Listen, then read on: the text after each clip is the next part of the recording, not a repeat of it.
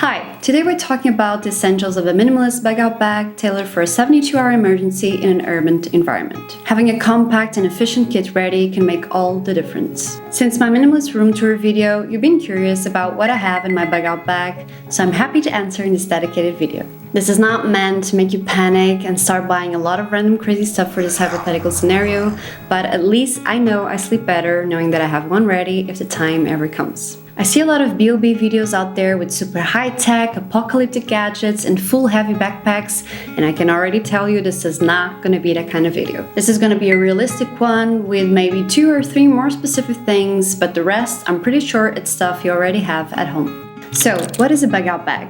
Simply put, it's a bag that you have ready for survival on an emergency scenario, whether it is a flood, a blackout, an earthquake, a fire, or an unstable political situation. A B.O.B. is gonna look different for everyone depending on what is essential to us, where we live, and how many human beings we are responsible for. It is important to place it close to the exit of your home so you can grab it fast to then focus on what to do and where to go. This bag kit in specific is designed for 72 hours because it's usually the time that takes rescue teams to find you. So before that, the more prepared you are, the better. So let's go ahead and see what I have inside of my minimalist bug-out bag. Let's start by taking everything out. Our goal here is to focus on simplicity and functionality. Everything you see here fits into this small, lightweight backpack, perfect for grabbing quickly if you need to evacuate your apartment. First, let's talk about the items that will make all the difference. One of the most important things you can have with you in an emergency is water. You hear me talk about reusable water bottles all the time, but this is the only case where I don't use it, because water is already heavy and that will only make it even heavier. I just carry 2 small plastic water bottles, one on each side of the backpack for balance. If this period of time extends or if it is too hot, drinkable water is even more essential and might not always be available to us. So I also carry this water filter straw with me. The straw basically turns any water into drinkable water. I know some people also use those capsule tablets to make the water drinkable, but the problem that I see with it is that you have to wait for it to filter the water, while with this you can drink right away. The second most important thing to have with you is food. When it comes to food, of course you can go very high-tech and get those energetic and dehydrated foods that are perfect for a scenario that you know it's coming. But the problem with it is that they are very expensive and the expiration date it's kind of short in my opinion. So my decision is to go for canned food that is either high on protein or high on carbohydrates, which is going to be essential for our body to have the energy to keep us safe and functional. And yes, they are heavier, but they are also healthier, they last longer, and they don't require a lot of preparation. But in a way, also contradicting myself, I have those instant ramen noodles for colder nights because they are light, they are cheap, they last long, and they're fairly easy to prepare in this scenario. And I just love ramen noodles, and you want to have a bit of comfort in the chaos to keep yourself sane. I also have 6 protein bars to eat on the go. This is the shortest expiration food I have here, so I set an alarm for when they're about to expire on my calendar. This way I can eat them before they go bad and replace them with new ones. This is a lightweight pot for cooking something fast or to use as a container or plate. And I also carry the lightest cutlery ever, chopsticks. Another thing that you might want to have on hand is cash. Just make sure to use it wisely because unfortunately whenever there's a crisis, there's someone ready to make money out of it. I keep it in a zip bag with other important items and documents, which I will also store in here so they don't get wet. Another important item to have would be a lighter to make sure you can easily start a fire, whether that is for warmth or for cooking. And here we should make sure that it is full and it doesn't get wet. So this also goes into the zip bag.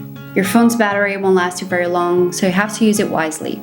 I have an extra charger here, and the only time I use my power bank is when I'm traveling, so if I'm not doing that, it is stored fully charged on the bag. Another thing that you might already have at home that can make all the difference is a small sunscreen and a hat. In a situation like this, you want to move yourself to a safe place, and most likely it's going to include a lot of walking.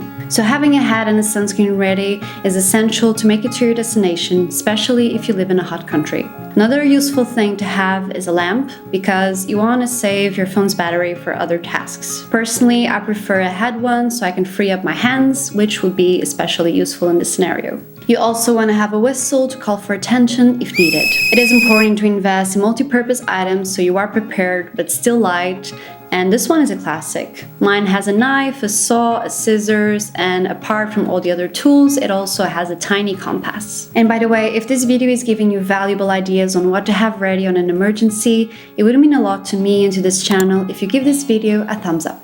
First aid kit. This is something that you want to have in a fairly easy access in your backpack if you're injured. So for a first aid kit, it is useful to carry some drugs like antibiotics, anti-diarrhea, antihistaminics, painkillers, band-aids, bandages, alcohol gel, and an EpiPen. If you have a health condition that requires you to have specific medicine, have extra ones in here as well. Hygiene kit. This is not a vacation, it's an emergency, so don't put stuff there to look good. Only store items to stay healthy. I carry a small toothbrush and a small toothpaste. I see a lot of shampoos on this list, but I really don't recommend it. You don't want to be weighed down with non-essential items, so I just carry half of a soap bar, which I think is pretty enough for 72 hours. And I also carry a Tenugui, which is such a versatile item. It is a lightweight Japanese cloth that can be used to clean yourself, to carry stuff, as a patch if you're injured, to cover your shoulders or your head in the sun, and so on. Clothes. This is gonna look very different for everyone depending on where you live. But the most important part is to have appropriate shoes because you're probably gonna have to walk a lot. So if you live in a cold, snowy weather, have comfy, warm boots ready. If not, a pair of comfortable sneakers is all you need. When it comes to clothes, it's important to have them on a plastic or on a zip container so they don't get wet. Because in a scenario where it's raining or you fall into water, you can't risk to get a hypothermic reaction. This way you will always have dry clothes to switch and keep yourself warm. So I carry a rain jacket, an old polo shirt. Even though my country is quite warm during the day, we also have colder winters and colder nights. One pair of leggings, whether it is for extra warmth or just to move faster, one pair of socks, and one underpants. The rest doesn't really matter. Documents. Now imagine that you have to leave your house in 30 seconds and you're not coming back. Not soon, at least. Then imagine that you have to cross a border. You need documents to prove who you are and what you have. Be aware to not make this list too long, just bring the essential. So any kind of unique important document should be ready on a folder, like for example passport, birth certificate, international vaccine certificate, your blood donor card if you have one, and this one is important because it has your blood type, and if you have any kids or pets, have their documents with you as well. For important but not physically required documents, have a USB pen ready with you with all the digitalized documents and information you might need. And all of this also goes into the zip bag. When it comes to escaping, this is what I will automatically grab. When it comes to responsibilities, this is going to look very different for everyone. If you live with your family, you might want to have a bag ready for each family member. If you have pets, don't leave them behind, so you also have to think about that. Fiona is a rescued and she's not the best with strangers or stressful scenarios, so on an emergency, a normal leash won't work. I have this hip leash ready on the bag that we use when we go running, and this is also ideal because on an emergency I want to have my hands free. I also carry a foldable water cup for her and high-caloric dog snacks. So nothing outside of what we already own. I just store it all on the bag so we have it ready to go. Now, let's get to the good stuff, the bag. I want to start by saying thank you to tomtoc for sponsoring this video.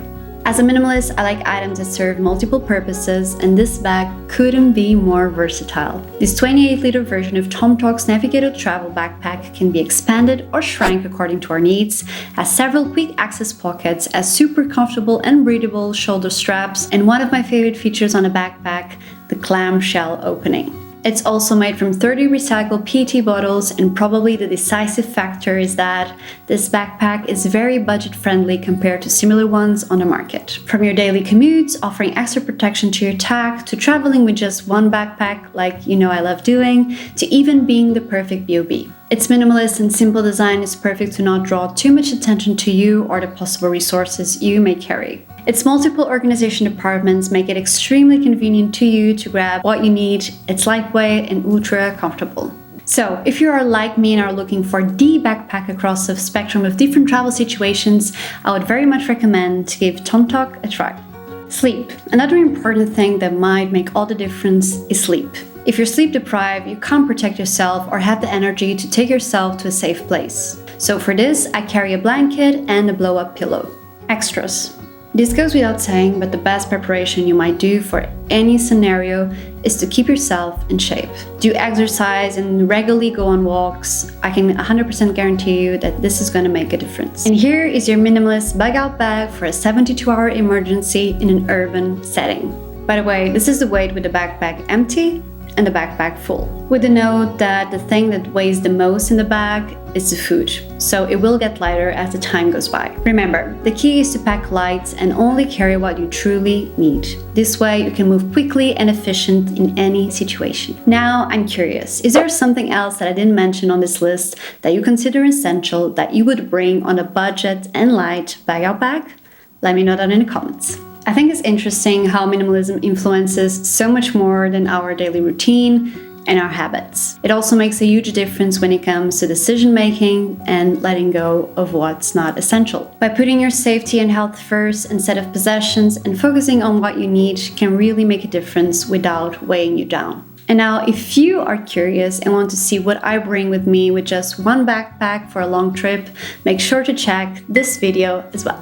If you like this video and you want more content on minimalism and intentional living, go ahead and click the subscribe button if you haven't already. Until next time, remember to stay kind to yourself and to others, and I will see you on the next video. Bye everyone, and stay safe.